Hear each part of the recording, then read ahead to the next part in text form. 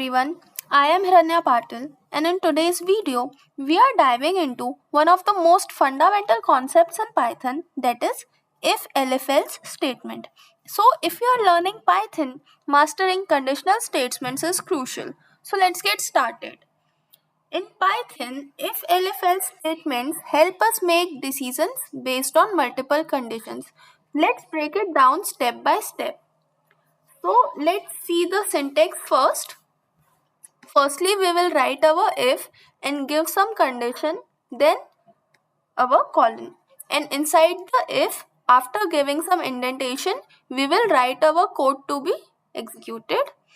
After that, we will write our elif and some condition to be checked, and inside it the code. And after that, we will write our else, then colon directly, because since it's all a catch, no condition is required here. Let's try to understand it then.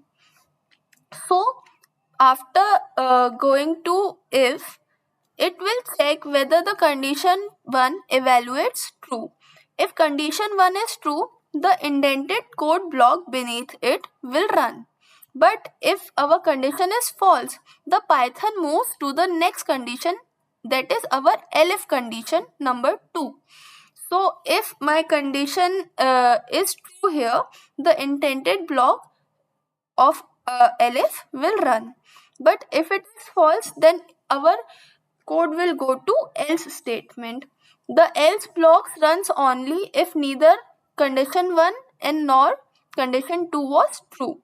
Then it will execute our else statement.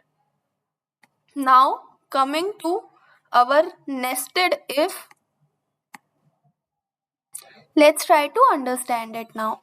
So here I have written if condition, its code else, and inside my else again I have taken an if else. Let's try to understand how this will run. So firstly, if it will go to the if condition. If my condition 1 here is true, the corresponding intended block will execute. If this condition is false, execution moves to the else block, and it contains another if condition number 2 statement here. So if my condition number 2 is true, the corresponding code will execute. But if my this condition number 2 is also false, then the else block will run its code. Now let's go. Here is a thing I want to tell you all, that the if block is required, but the elif and else are the optional ones.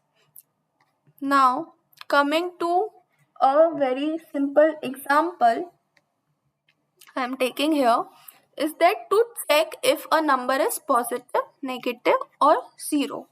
I will take my num here as, let's say, 5. Now I'll give my if condition as that num should be greater than 0, then my colon, and inside it I will print that my number, okay, that my number is positive. Now coming to elif, here my condition will be that num is less than 0, and inside it I will print that my number is negative. Now coming to my else, here I will directly print that my number is what? 0. Okay, because obviously if my number is greater than 0, it will be positive. If it is less than 0, it will be negative, and if both condition is not satisfied, it is 0. So let's run this. See, it gives me that my number is positive because I have taken 5 here. So basically what will happen, I have taken my num equal to 5 here.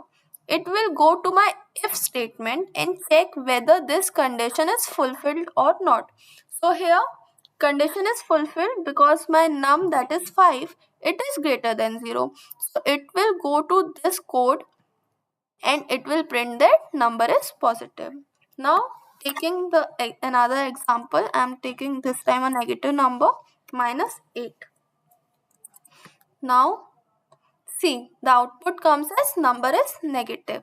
So what will happen? It will go to if block and check whether number is greater than 0. So the condition is not fulfilled.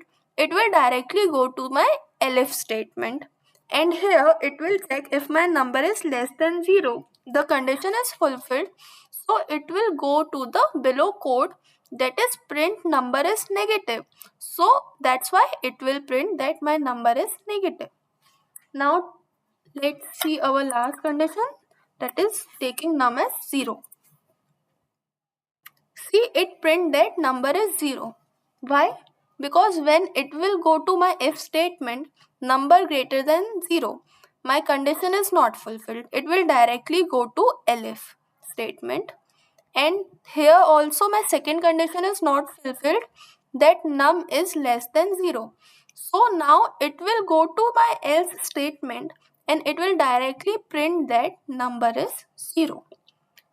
Now coming to another example that will use my nested if else statement. So my question here is, given a year, return true if it is a leap year, else return false.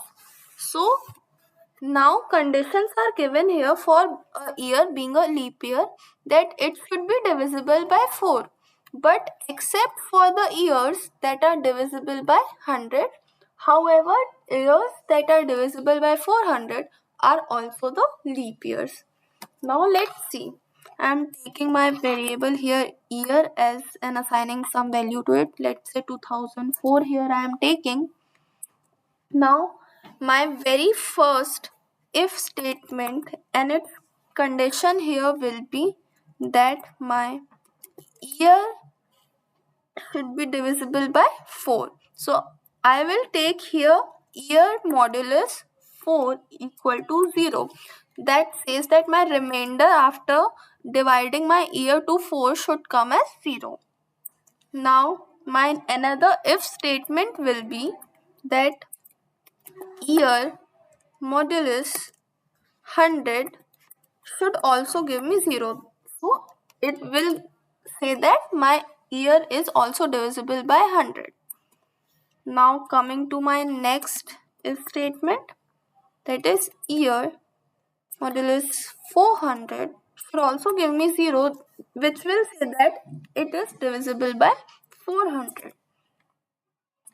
Now here I will print that it is a leap year. Let me first write the code, then we will understand how it works. Now here I'll give an else statement which will print that it is not a leap year.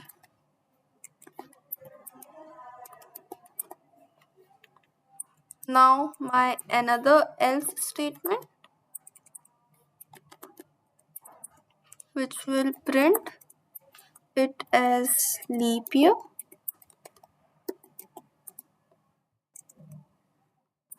Now our very last else statement which will print that it is not a leap year.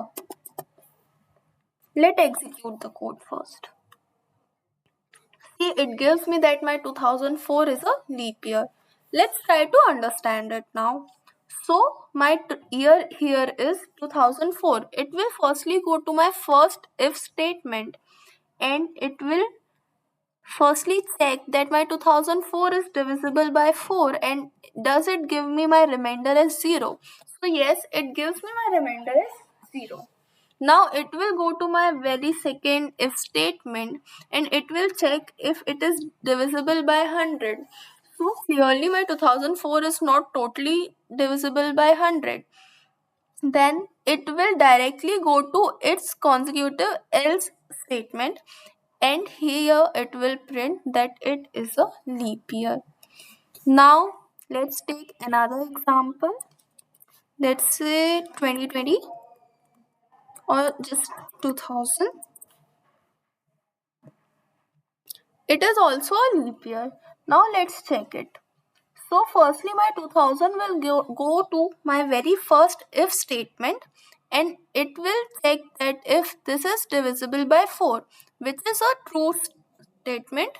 Now it will go to my second if statement and check the condition whether it is divisible by 100, and it is also divisible by 100. Now it will go to my third if statement and check whether the condition is fulfilled or not. So here also my condition is fulfilled, that it is divisible by 400. So it will directly print that this year is a leap year. Now let's see another example which violates it. Let's say 2003. See, it gives me that this is not a leap year. Let's check it.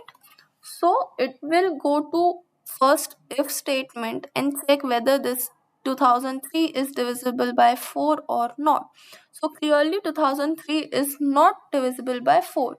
So it will directly go to its else statement here, and it will print that not a leap year. So 2003 is not a leap year. Now let's see one more example. Here I am taking my year as 2100.